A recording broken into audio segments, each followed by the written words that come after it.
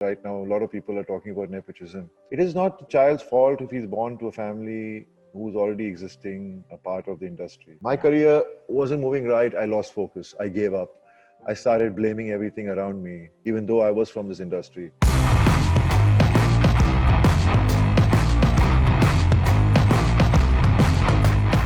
Bobby, a very warm welcome to Sunday Sundowner with Curly Tales. Thank you so much. मैं आपके बारे में थोड़ा ऑनलाइन रिसर्च कर रही थी, पता चला आपका असली नाम विजय सिंह है and Punjabis are known to give like really cute nicknames. तो आपका नाम बॉबी कैसे हुआ? I think what I remember is I think मेरी cousin sister थी who suddenly started calling me Bobby one day, and I think तब से मेरा नाम Bobby पड़ गया. विजय तो बाद में पता चला स्कूल जाकर कि मेरा नाम विजय है. Now, I've met you and Sunny sir, and I got a sense that there is so much respect that you have for him. But has it always been like this? बचपन में कोई fighting WWF हुआ है या नहीं? नहीं, ऐसा कुछ नहीं. My brother was the eldest in the family, and he was always someone I was a little scared of when I was growing up, because he used to always keep on telling me, पढ़ाई कर, ये कर, क्या कर रहा है, सुबह उठ, जल्दी उठ. And he was always very disciplined, and always and there was always a fear because he was always so right about what he said. But also the age difference is enough between us, and I think I treat him more like a father figure than a brother. I think of him as my second father, because the way he's done things for me in his life, and no other brother would do that for his younger brother. You come from a Punjabi family, and Punjabis are known to be big foodies. Are you a foodie too? Tell us about your favorites. Well, while growing up, definitely. I mean, I had to have at least 7, 8 glasses of milk a day. I used to love milk. 7, 8 glasses of milk, really? Yeah, I used to have milk. I used to have juice with it. I used to have like 2, 3 glasses of juice, orange juice, lassi in the day, and then food. Obviously, whatever was made at home. We were not fussy because while I was growing up, it was always a fixed kind of menu set every day. It was either kali dal or chane ki dal in the afternoon with some sabzi like aloo gobi or shimla mirch, tinde, tori, and in the night it always was yellow dal with very light sabzi like a lauki or a tori, which I said earlier. And so my grandmother always was very, she ate according to the time of the day, and that's how we grew up eating that kind of food. And it was, I mean, like lauki is my favorite dish. And That's a strange choice. it is, it's something I hated when I was growing up, but it's one of the only foods that gives me satisfaction now also, because I feel very satisfied whenever I eat lauki ki sabzi. Do you eat a lot of ghee and makhan because Yes, Punjabis? yes, we eat a lot of ghee, makhan. Even now, I mean, we have a farmhouse. My dad's kept a lot of buffaloes and cows, and we get a weekly package of ghee and milk coming from there. So my kids have grown up on pure milk, because when they were born, we already had milk coming from the farmhouse. So ghee is a normal thing in our house. Ghee and ghar ka makhan. You know, you're making me hungry now. I think I'll go eat food and come. Is your breakfast also makhan wala paratha, safed makhan ke saath? Well, when we were growing up, we had a choice of eating missi roti with makhan, ghar ka makhan, parathe, and dahi. Dahi is a staple thing. We have to have yogurt every meal. But then when you start growing up and you start getting into your career, then you start following a certain pattern of eating. And I think the simple food, even if I ate the simple food, it would have been fine. But when you grow up, you taste change.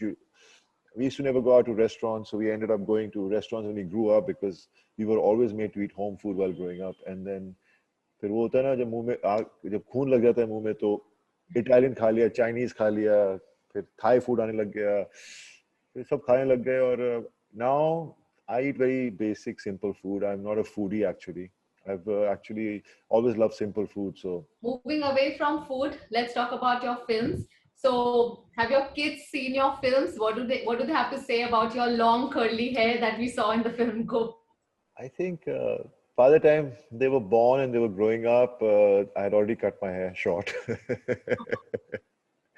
And now in lockdown, I wanted to see how my kids' hair looks long, and obviously no one stepped out. So I'm so happy to see both my boys with long hair.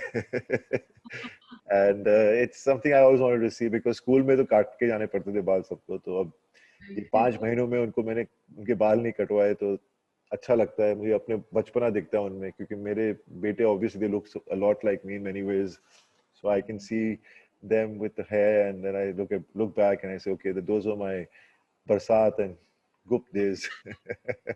Now we are all being introduced to the new normal of everything, and the new normal to watch films is on OTT platform. Now, after being in the industry for good 25 years, you are now playing a role of Vijay Singh in Class of 83, which comes on Netflix. So when you first got this opportunity, what was your reaction when you heard that this is going to be for the OTT platform? Well, I was always open to doing work on OTT platform. It wasn't that I wasn't open at all, and it wasn't because that time anyone knew Corona was going to come and, you know, do this to the world. So for me as an actor, I was looking for opportunities and characters which were very interestingly different from what I was doing, and they had to be challenging and something out of my comfort zone. So luckily for me, I was offered this film by Netflix and Red Chillies, and I was really excited because being on Netflix is one of the biggest OTT platforms, and then on top of that, Red Chillies, which is a production house owned by Shahrukh, Gauri, and Gaurav. So I was really excited that both these people have come together and they're offering me a film, you know. But even then, I was just anxious to know what the script would be all about, because script in the end of the day is everything. And when I heard this, when I heard the idea, and then finally when I read the script, I was so happy that this was something that I've been looking to do since so many years, and finally I've got an opportunity like this. So I just was so happy that day. Because there are so many platforms coming up, so much content being generated and produced, it's a good place for newcomers, lots of opportunities, unlike Bollywood camps, like you pointed out. But Bobby, you've been a star kid yourself, and I'm sure everyone has their own struggles. And since there's so much conversation happening around nepotism, I'm sure there are two sides of the coin. What are your thoughts on the same? First of all, I just feel bad for all the outsiders who have come in and become stars. When their kids grow up, what are they going to go through?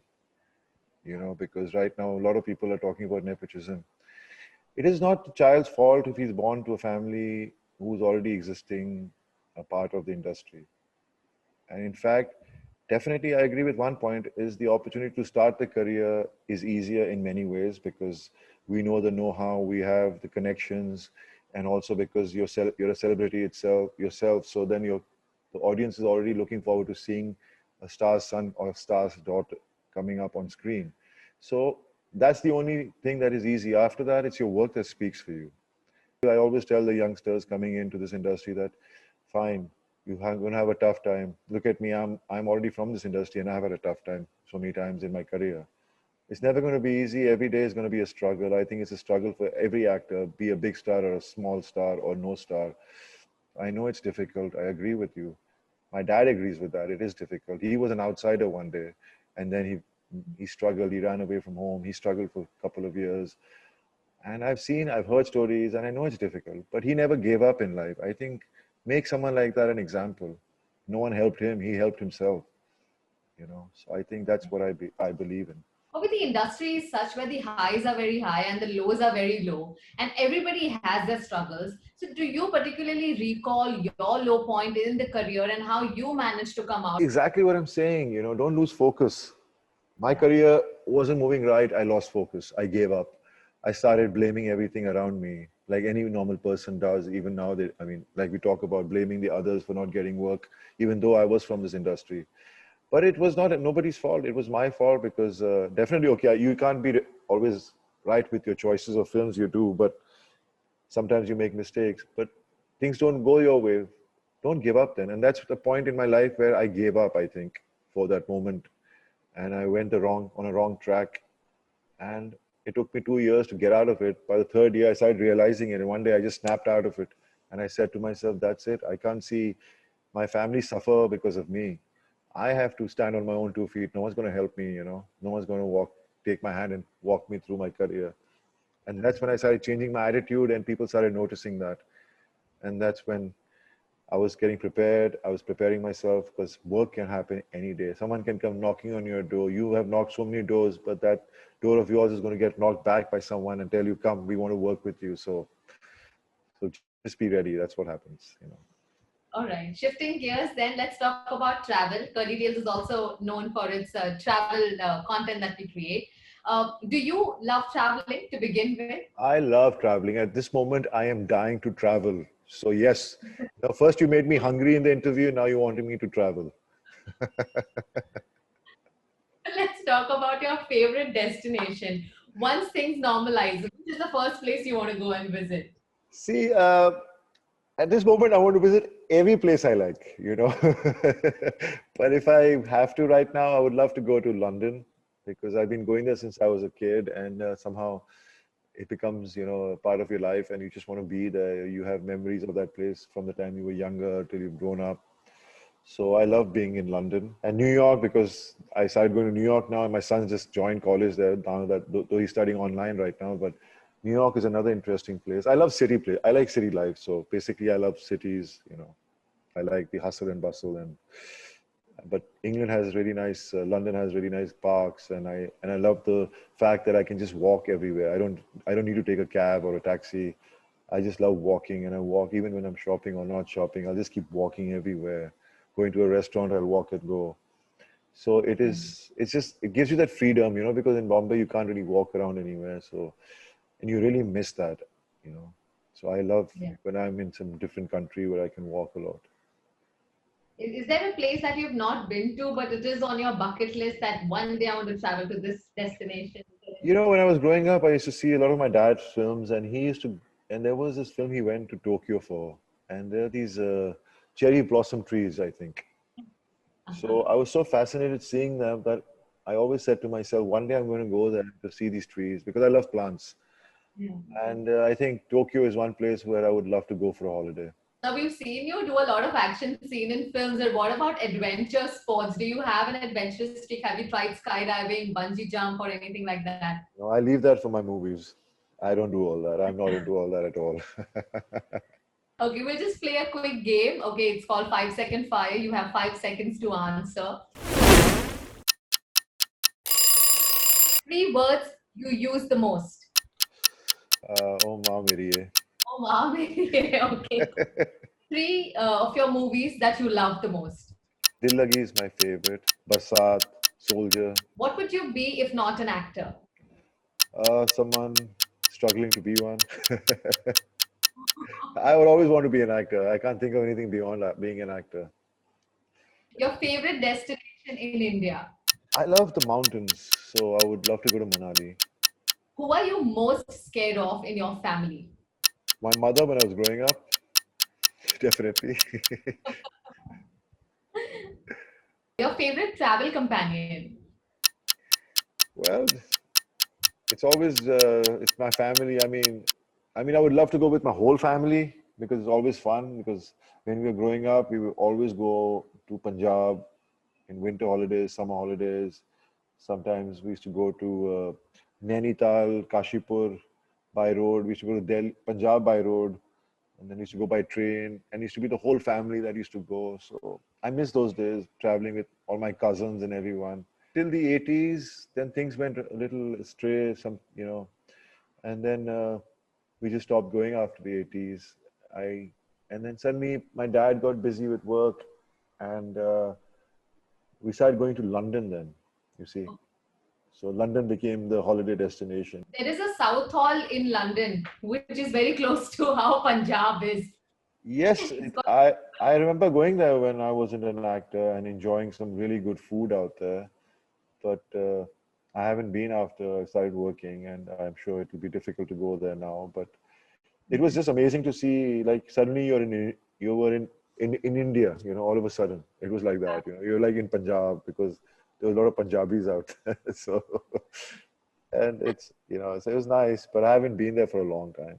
and before we wrap, Bobby would want to know any other projects that are coming up other than Class of 83. Right now, I'm just hoping that I get more opportunities to do work like I have got to do Class of 83.